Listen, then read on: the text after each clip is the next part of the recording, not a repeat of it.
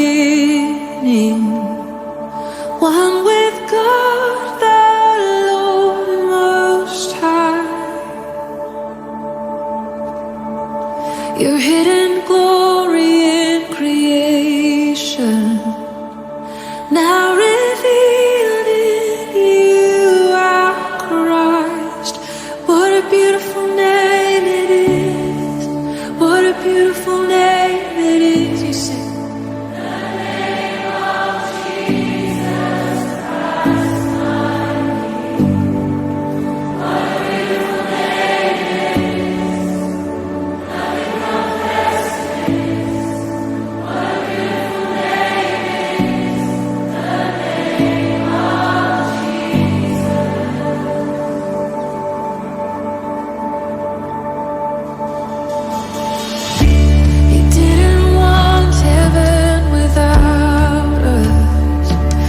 Jesus, you brought heaven down. My sin was great, your love was greater. What could separate us? The name of Jesus Christ. You were the Word at the beginning, one with Bonjour tout le monde, moi c'est le colonel Maridio. Bienvenue sur notre page YouTube, celle de la Terre. Aujourd'hui nous sommes là avec de nouvelles pensées prophétiques. Ces pensées prophétiques qui ont été écrites par le prophète Emmanuel Patrick Tandy sur l'inspiration du Saint-Esprit. Et la pensée prophétique que nous avons aujourd'hui est celle qui nous dit: ta bonne motivation n'est pas forcément la bonne motivation de Dieu. En toute chose, nous devons rechercher la volonté de Dieu. Et le texte d'appui qui nous a été donné pour cette pensée prophétique est dans 1 Samuel 15, le verset 15. Je vais lire pour nous au nom de Jésus. Saul répondit: ils les ont amenés de chez les Amalécites parce que le peuple a épargné les meilleures brebis et les meilleurs bœufs afin de les sacrifier à l'Éternel ton Dieu, et le reste nous l'avons dévoué par interdit. Le roi Saul pensait pouvoir bien faire en épargnant les meilleures brebis et les meilleurs bœufs en l'honneur de l'Éternel, mais ce n'était pas la volonté de Dieu, ce n'était pas la mission que l'Éternel l'avait confiée. Le plus souvent dans la vie, nous avons tendance à vouloir satisfaire nos propres désirs en nous. Nous pensons pouvoir avoir des bonnes motivations, mais est-ce que nous nous demandons si cette motivation-là vient de Dieu? Est-ce qu'il y a Dieu dans ça? Donc il est très important dans toutes choses que nous faisons de rechercher la volonté de Dieu premièrement. C'est pourquoi dans la pensée prophétique, il est écrit: dans toutes choses, recherchons la volonté de Dieu. Parce qu'après tout, la volonté de Dieu sera toujours la meilleure des décisions pour toi et pour moi. Soyons bénis, peuple de Dieu. Lord Most High, your hidden glory in... Tout le monde, moi c'est Magloire. Je bénis le Seigneur qui, au travers de son serviteur, le prophète Emmanuel Patrick Tandy, m'accorde la grâce de parler de sa part dans le cadre des pensées prophétiques. Alors la pensée qui nous accompagne en ce matin est la suivante: persévère dans la foi en Jésus-Christ de Nazareth, car c'est quand ton miracle est proche que tu te décourages le plus souvent. Alléluia. Et le texte d'appui qui nous accompagne en ce matin est tiré de Actes 14, les versets 22. Je vais lire pour nous au nom de Jésus. Fortifiant l'esprit des disciples, les exhortant à persévérer dans la foi et disant que c'est par beaucoup de tribulations qu'il nous faut entrer dans le royaume de Dieu. Amen. Le Seigneur nous dit en ce matin que c'est pas beaucoup de tribulations qu'il nous faut rentrer dans le royaume des cieux. C'est-à-dire que le Seigneur savait qu'il devait avoir la difficulté. Le Seigneur savait que ça ne devait pas être facile. C'est pourquoi il te dit au travers de son nom: persévère dans la foi. Persévère dans la foi. Parce que c'est en persévérant que tu vas atteindre ton miracle. Parce que c'est en persévérant que tu vas accomplir ta destinée. Ça ne sera jamais facile. Ça n'a jamais été facile. Mais c'est possible en Jésus-Christ de Nazareth. Si tu te fortifies dans le Seigneur, si tu cherches la puissance en Jésus-Christ de Nazareth, si tu cherches la force en Jésus-Christ de Nazareth, il ne t'abandonnera pas. Il t'accordera d'arriver jusqu'au bout du tunnel. Parce que lui-même était conscient, en te laissant la parole, que ça ne devrait pas être facile. C'est pourquoi il a envoyé ses serviteurs, il a envoyé des pasteurs, il a envoyé des prophètes, il a envoyé ses disciples, afin de nous édifier et afin que tu trouves toujours la force nécessaire de continuer, de te fortifier, d'avancer au nom de Jésus-Christ de Nazareth. Ne lâche pas prise, car ton miracle est proche. Ne lâche pas prise, car le meilleur reste à venir. Alléluia. Soyons bénis dans le Seigneur et fortifions-nous davantage dans le Seigneur au nom de Jésus-Christ de Nazareth. One with God, the Lord Most High. Bonjour les enfants du prophète Patrick Emmanuel Tandy. Je me prénomme l'évangéliste Joël, évangéliste à la gloire de la dernière maison, antenne de Douala. Soyez bénis le peuple de Dieu. Ce matin, la pensée prophétique qui nous anime est la suivante. La lumière du jour au cours d'une journée finit toujours par s'arrêter, mais celle de Jésus-Christ de Nazareth est éternelle. Alléluia. Cette pensée prophétique veut nous dire quoi exactement, clairement? Et pour ce, nous allons lire dans Isaïe 60, le verset 19, pour mieux comprendre. Je dis au nom de Jésus. Ce ne sera plus le soleil qui te servira de lumière pendant le jour, ni la lune qui t'éclairera de sa lueur, mais l'Éternel sera ta lumière à toujours. Ton Dieu sera ta gloire. Amen. Ça c'est Isaïe 60, le verset 19. Alléluia. Peuple de Dieu, la Bible nous dit que Dieu est lumière et il est la lumière des croyants. Il sait tout de nous et lit nos pensées, même les plus sombres. Sa lumière illumine nos cœurs, nous montre le chemin de la vie. Sa lumière est le symbole de tout ce qui est pur, juste et constant. La lumière de Dieu représente clairement la révélation par Jésus-Christ de l'amour de Dieu. Jésus est lumière du monde.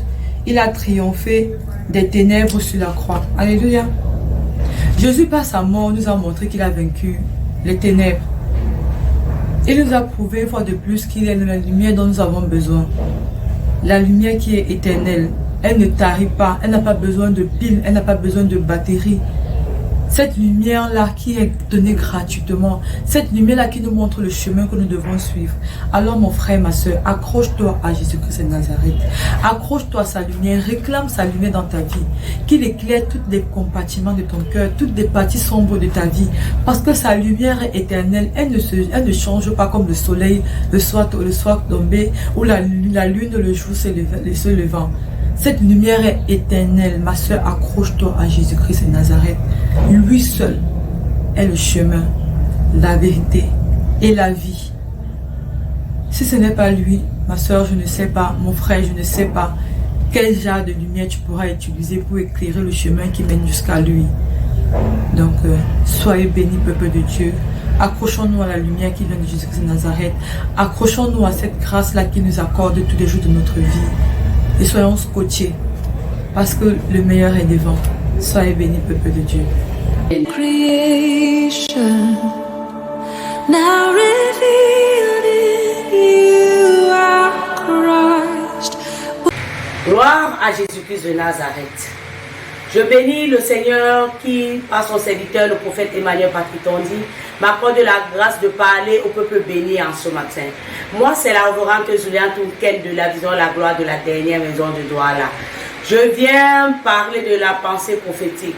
La pensée prophétique qui nous accompagne en ce jour, c'est une vie ne se vit pas seulement, mais s'écrit par la bonne démarche qui vient de Jésus-Christ de Nazareth. Nous savons comme test d'appui en ce matin, Matthieu 5, verset 14. Je lis au nom de Jésus. Vous êtes la lumière du monde. Une ville située sur une montagne ne peut être cachée. Bien-aimé, l'Éternel déclare dans sa parole, nous sommes la lumière du monde. Et une ville située sur une montagne ne peut être cachée. T'es-tu posé la bonne question pour avoir la bonne réponse?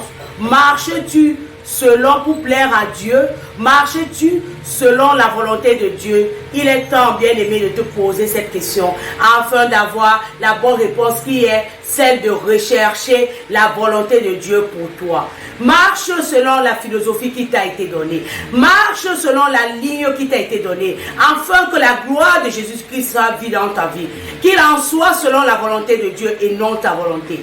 Je bénis davantage le prophète Emmanuel Patrick Tandy, car en ce matin, il m'a accordé la grâce d'interpréter d'interpeller le peuple par rapport à la démarche.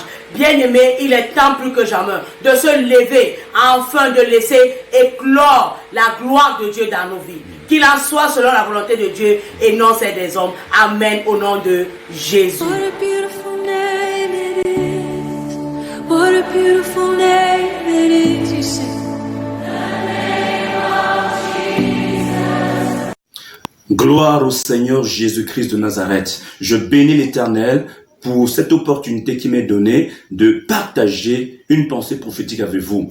Et la pensée que nous allons partager en ce jour est intitulée « Pour s'approcher de Dieu, il faut épouser la pensée de la convocation divine. Seigneur Jésus-Christ, rends-moi sensible à ton appel et à ta convocation. » Oui, en cette période de forte agitation dans le monde entier, le Seigneur a besoin des personnes sensibles. Le Seigneur a besoin des personnes qui doivent cultiver la sensibilité pour obéir aux injonctions de l'Éternel, pour se connecter à la pensée de Dieu. Et toutes les pensées que nous partageons avec vous prennent appui sur la parole de Dieu. Raison pour laquelle nous allons partager un verset biblique qui est tiré de 1 Samuel chapitre 3, le verset 4 qui dit ceci.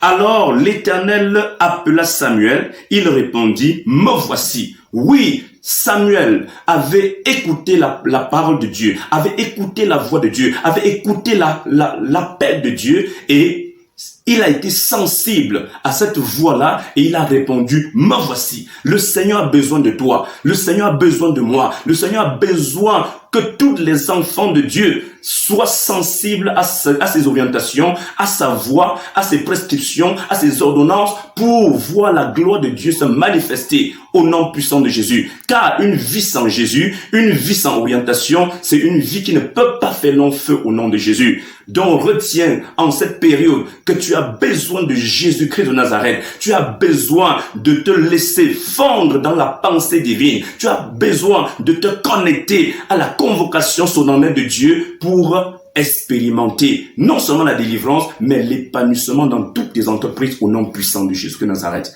Que le Seigneur te bénisse au nom de Jésus. Amen.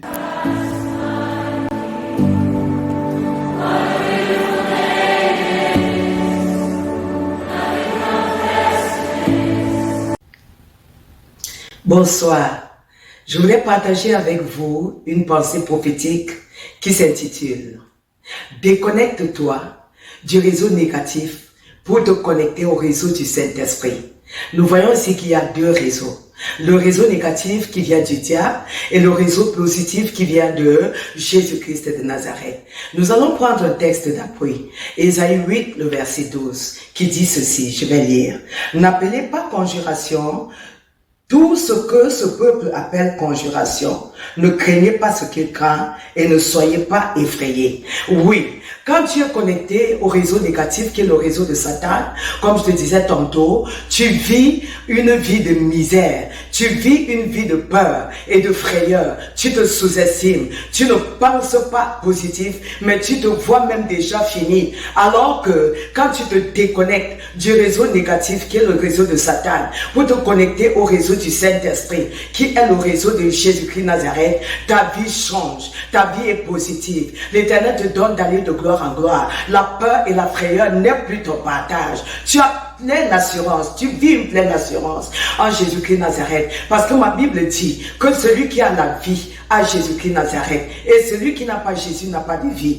Donc, choisis Jésus-Christ pour avoir la vie, pour avoir la victoire, pour vivre une vie de sanctification, pour fuir le péché. Parce que de l'autre côté, le réseau négatif ne te propose que ce que Dieu n'aime pas. Donc, connecte-toi au bon réseau pour expérimenter la vie, la santé, le mariage, le bonheur, la joie illimitée au nom de Jésus. Je déclare en ce moment que toi qui écoutes en ce moment-là, si tu es connecté au mauvais réseau, je viens te déconnecter du mauvais réseau pour te connecter au réseau de la victoire, au réseau du Saint-Esprit, au nom de Jésus-Christ Nazareth. Amen.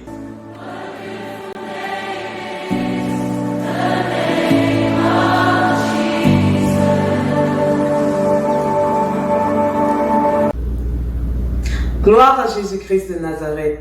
grande est ma joie de revenir encore vers vous en ce jour. En fait, aujourd'hui, nous allons méditer sur une pensée prophétique. Mais avant de nous étayer sur la pensée prophétique, ouvrons nos Bibles dans 1 Jean au chapitre 5, verset 18, où il est écrit à la partie B. Mais celui qui est né de Dieu se garde lui-même et le malin ne le touche pas. Alléluia.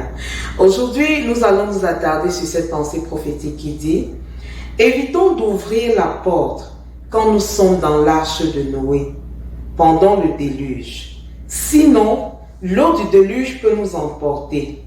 Prions sans cesse et soyons prudents au nom de Jésus-Christ de Nazareth. Avant de nous appesantir sur cette pensée prophétique, faisons un petit recap sur ce qui s'était passé. Alors, le Seigneur avait révélé à Noé qu'il devait détruire la terre et que Noé devait construire l'arche pour se protéger, sa famille et lui. Et c'est ce qui est arrivé. Noé était dans l'arche avec sa famille, avec ses enfants. Et partout au dehors, c'était des flots qui tombaient du ciel. Alors, si nous voulons rapprocher cette parole, cette pensée prophétique avec cette parole, cette portion de la parole d'un Jean 5 que nous venons de lire, ceci nous amènera à comprendre que l'Éternel fait sa part. L'Éternel fait la grande et la grosse part, mais nous avons notre part à faire. Et notre part à faire ici, c'est quoi? C'est de nous garder nous-mêmes. Notre part à faire ici, c'est quoi? C'est de ne pas regarder au dehors.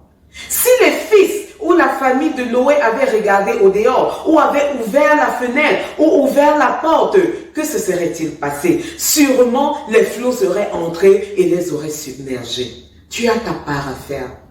Regardons à ce qui frappe au dehors maintenant, à savoir le coronavirus. Quelle est ta part à faire?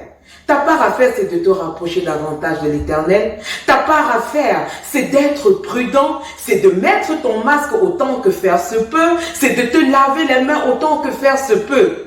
Bien-aimé, garde-toi toi-même, parce que l'Éternel, le grand je suis, a déjà fait sa part. Maintenant, il te revient à toi de faire ta part. Sois béni au nom de Jésus pendant que tu es en train de faire ta part. Sache que tu te gardes toi-même et tu gardes la vie de ta famille et des tiens au nom de Jésus-Christ. Amen.